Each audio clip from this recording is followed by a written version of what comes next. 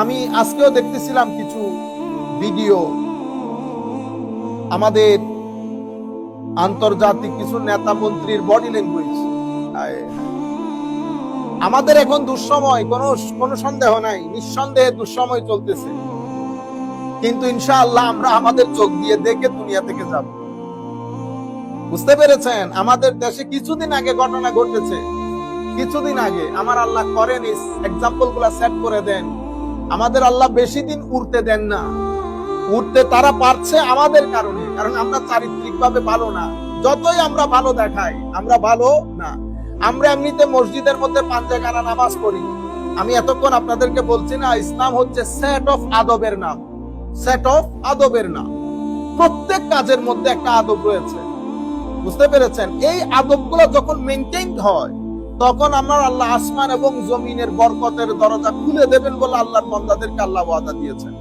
কিন্তু আমরা সেই ট্র্যাক থেকে একদম সরে গেছি, যার কারণে আমরা লাঞ্ছিত হচ্ছি। ওই জন্য আমার নবী হাদিসে পাকের মধ্যে ইরশাদ করেছেন, ইন্নী লাস্তু আখাফ আও কামা ক্বালা নবী সাল্লাল্লাহু আলাইহি ওয়াসাল্লাম, আমি এটা ভয় করছি না যে আমার পরে আমার উম্মত শিরকের মধ্যে লিপ্ত হয়ে যাবে, অনেক বেশি শিরক করবে আমার উম্মত। Everybody would get involved in association something with Almighty Allah. They will committing shirk. আমি ওই ভয় করতেছি না। আমার ভয় হচ্ছে আমার উম্মত অতি মাত্রায় দুনিয়াদার হবে, এবং এই দুনিয়াদারি তাদেরকে কি করবে? ঝর্ণার মধ্যে যখন আপনি একটা খড় অথবা একটা পাতা দিবেন, তো দেখবেন পানির স্রোত ওই পাতাকে কোথায় নিয়ে চলে যাচ্ছে, ওই পাতার কোনো স্টেবিলিটি থাকে না, স্রোত তাকে ভাসিয়ে নিয়ে যায়। আমার উম্মতকেও সেভাবে ভাসিয়ে নিয়ে যাবে।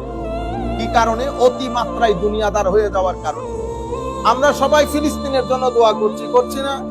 আমরা যারা দোয়া করছি, আমরা আমাদের পরিবারের হক আদায় করতেছি, ভাইয়ের হক, বোনের হক, প্রতিবেশীর হক। আপনি এতগুলা হক নষ্ট করে, এই জন্য আমার নবী হাদিসে পাকের মধ্যে ইরশাদ করতেছেন, তো তুমি যে আল্লাহ আল্লাহ করতেছো, হ্যাঁ, আমার আল্লাহ তোমার আল্লাহ আল্লাহ জবাবে কেমনে সাড়া দেয়? তোমার মালবাসুকা হারাম, মাকালুকা হারাম, মাশরাবুকা হারাম, তোমার কাপড় চোপড় হারাম সোর্স থেকে অর্জিত, তোমার খাওয়া হারাম সোর্স থেকে অর্জিত, তোমার পানি হারাম সোর্স থেকে অর্জিত। তো আমার আল্লাহ এখন আল্লাহ আল্লাহ কাইফা ইস্তাজাবু লাক, আন্না ইস্তাজাবু লাক, এখন তোমার এই আল্লাহ আল্লাহ ডাকের সাড়া আমার আল্লাহ কিভাবে দেন, যখন আমাদের সামগ্রিক জিনিসপত্র খারাপ সোর্স থেকে অর্জিত হয়। এই কারণে আমাদের একটা স্পেশাল ক্লেনজিং দরকার। সেই ক্লেনজিংটা আমরা আদব থেকে, ভদ্রতা দিয়ে, নম্রতা দিয়ে, তাকওয়া পরহেজগারি দিয়ে করা দরকার। আমাদের জবানগুলা ভালো না। আমরা মসজিদের মধ্যে এক ধরনের থাকি, বাইরে সামান্য পরিবর্তনের মধ্যে আমাদের জবান পরিবর্তন হয়ে যায়, গালি গালাজ কত কিছু করি। সম্মানিত উপস্থিতি, ভালো মানুষ হওয়া বড় জরুরি। আমার নবী সাল্লাল্লাহু আলাইহি ওয়াসাল্লামের সাথে কিছুদিনের পর আমাদের সাক্ষাৎ হওয়া, আমাদের কবরের মধ্যে আমাদের সাক্ষাৎ হবে। এমন যেন না হয় আমার নবী আমাদের থেকে চেহারা ফিরিয়ে নিচ্ছেন। মন সুন্দর করেন, মনকে বড় করেন, উদার করেন। এই জন্য আল্লাহর দরবারে কাঁদেন, আল্লাহর দরবারে ফরিয়াদ করেন। চান? আমরা সবাই চাই অবশ্যই।